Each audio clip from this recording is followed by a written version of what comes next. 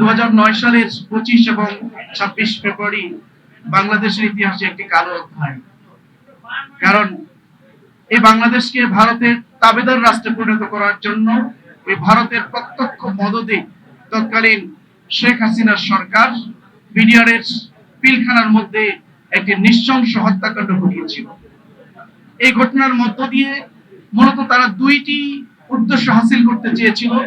একটি হলো আমাদের বাংলাদেশের সীমান্তের অত্যন্ত প্রহরী যারা ওই কুড়িগ্রামের রৌমারিতে জীবন বাজি রেখে আমাদের সীমান্তকে যারা রক্ষা করেছিল, সারা বাংলাদেশের প্রত্যেকটি সীমান্ত যারা জীবন বাজি রেখে লড়াই সংগ্রাম করে যারা এই সীমান্তকে পাহারা দেয়, সেই বিডিআরকে ধ্বংস করা, পাশাপাশি বাংলাদেশের স্বাধীনতার সার্বভৌমত্বের অত্যন্ত প্রহরী আমাদের দেশপ্রেমিক সেনাবাহিনীর এই শক্তিকে নষ্ট করে দিয়ে বাংলাদেশকে মূলত ভারতের তাবেদার রাষ্ট্রে পরিণত করার জন্য এই নীলনকশার অংশ হিসেবেই মূলত সেদিন এই হত্যাকাণ্ড ঘটনা হয়েছিল।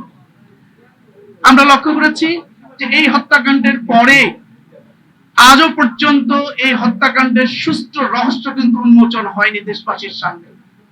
সেনাবাহিনীর নেতৃত্বে যেই তদন্ত হয়েছিল সেই তদন্ত কিন্তু আজও পর্যন্ত বাংলাদেশের মানুষ সেটি জানতে পারেনি। আর সরকারের গঠিত যে তদন্ত কমিটি সেটি বাংলাদেশের মানুষের সামনে উপস্থাপন করেছে, যেটি দেশের মানুষ সেটা কখনো মেনে নিতে পারেনি। আজকে আমরা লক্ষ্য করেছি যে 5ই আগস্টের গণঅভ্যুত্থানের মধ্য দিয়ে 16 বছর ধরে যে ভারতের তাবেদারি করা সেই সরকারের পতনের পরে মানুষ 16 মাস ভারতের তাবেদার মুক্ত ছিল। কিন্তু আজকে যে নব গঠিত যে সরকার, তারা আমরা আবারও লক্ষ্য করছি তারা আবারও ভারতের তাবেদারি করার জন্য তারা উঠে পড়ে লেগেছে। আমরা স্পষ্ট করে বলতে চাই, বাংলাদেশের মানুষ আর কোনোদিন ভারতের তাবেদারকে কখনো মেনে নেবে না। প্রয়োজনে 5 আগস্টের মতো আরো 5 আগস্ট ঘটবে, কিন্তু এদেশকে আমরা ভারতের তাবেদার মুক্ত রাখবো ইনশাআল্লাহ।